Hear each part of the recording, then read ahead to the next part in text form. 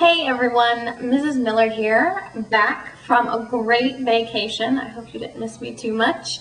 And I am ready to bring you today's Tuesday book talk, one that I think those of you who enjoyed the Twilight series will especially like, especially you ladies out there.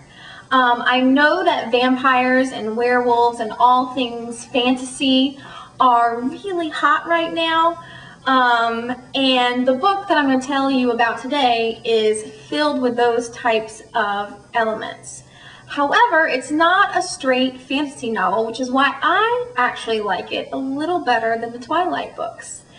This novel in the series is primarily mystery. And it's mystery that's peppered with humor, romance, and a little bit of fantasy here and there. And the main character in this series is one of my favorite female main characters that I've read in a long, long time. She's strong, she's smart, she's funny, she's sassy. If you've read the Lightning Thief book, she reminds me a lot of a female version of Percy Jackson. Today's book that I'm going to talk to you about is called Dead is the New Black, and it's by Marlene Perez. Like I said, it's the first in a series of books featuring our main character, whose name is Daisy Giordano. Daisy lives in a very tiny town in California called Nightshade.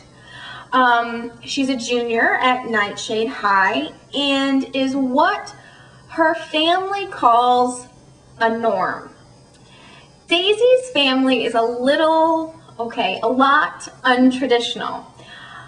Daisy is the only one in her family who doesn't have some sort of psychic power. Her sisters have inherited her mother's psychic powers.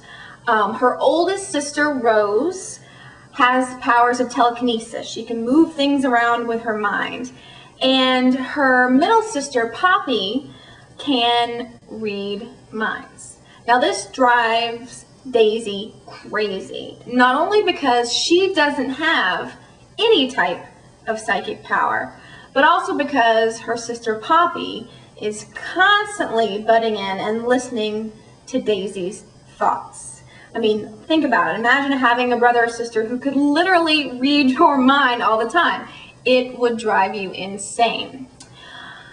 Daisy, like I said, can't do anything about it, however, because she doesn't have her own powers. Daisy is like her father. She's a norm. He didn't have any powers either, but he's been missing from the family. He disappeared mysteriously about 5 years ago, and even though Daisy's mom tries to convince her that she's just a late bloomer, Daisy often feels left out at home. School, however, is not much better for Daisy.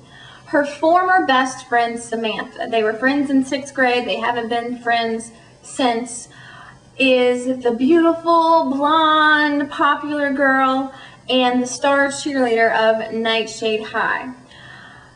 Samantha has returned. She's always been a trendsetter, but Samantha has returned after summer break sporting a brand new look, a brand new style. Samantha has started to take up a Walking Dead look. She dresses from head to toe in black. She paints her nails black. She keeps her skin very, very pale. She paints her lips dark blood red. She wears heavy jewelry with a mysterious symbol around her neck, and she even walks around dragging a mini casket behind her on wheels. It causes quite a stir at Nightshade High, and no one can figure out why she's decided to dress this way. It's really strange.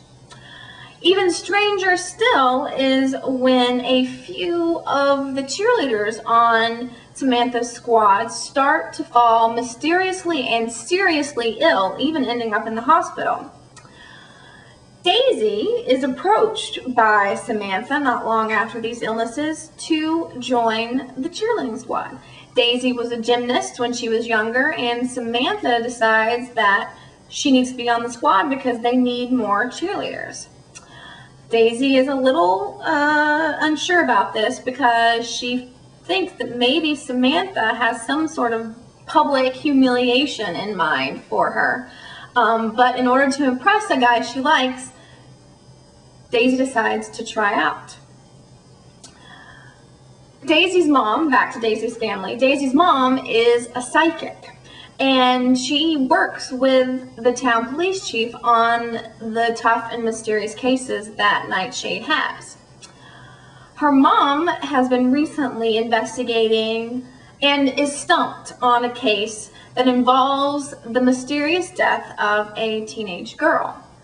Daisy, wanting to be of some use to her family, is determined to help her and decides to investigate. Daisy has a connection that will help her a lot in this investigation. Her best friend is the police chief's son. His name is Ryan, and not only are they good friends, but he's also the cutest guy at Nightshade High.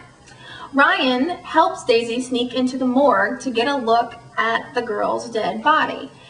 They don't find much except for a small clue that leads them to a nightclub that is over in the next town called the Black Opal. Ryan and Daisy decide to go, and somehow along the way, Samantha and her friend Sean decide to follow them and go with them to the club. And Daisy is not happy about this one bit because Ryan has had a huge crush on Samantha for years and years and years, and Daisy kind of has a crush on Ryan.